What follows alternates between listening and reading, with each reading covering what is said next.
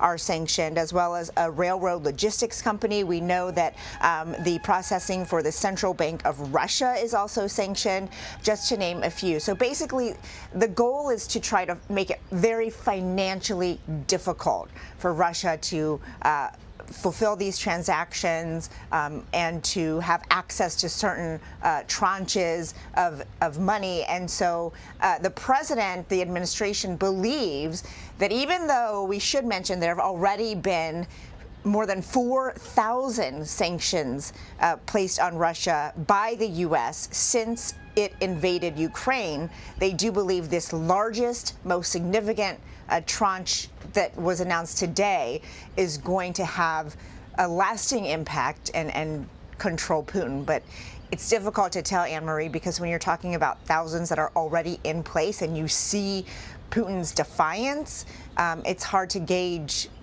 how they might impact the decision-making for the future. Well, that is the question, right, Weijia? I mean, since the launch of the war against Ukraine, there have been sanctions in place increasing in intensity. And one of the things, or some of what we have seen, is Putin, solidifying his connection with China, particularly solidifying his connection with North Korea, specifically when it comes to the military aid. I guess the question is, are these sanctions working? Are they having an impact? Well, administration officials here at the White House insist that they are making an impact, because even they say if it is not stopping the efforts, it is making the military effort especially a lot more difficult. In fact, they say that, Putin has had to sort of re-look at the broader Russian economy, and they claim that he is using the livelihoods of people now to mortgage this war, and that in the future there will be much more consequences to pay for those generations to come. So they ask, just how much is Putin willing to make the legacy of Russia, the future of Russia, downgraded in order to keep going, to keep fighting.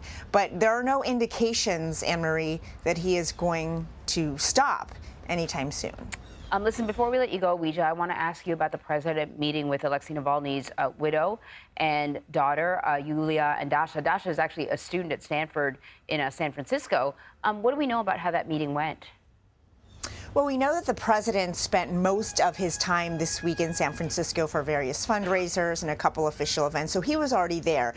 We also know that Navalny's widow was visiting their daughter at Stanford, so logistically it was, very lucky that they were able to make this meeting work. And you can see in these pictures, it was very personal. The president was embracing them. He sat with them and he talked about Navalny's legacy and said that he can see it in both of these women, and also afterward talked about how the legacy will live on through the millions of people who are mourning Navalny and who are continuing to fight for democracy and freedom.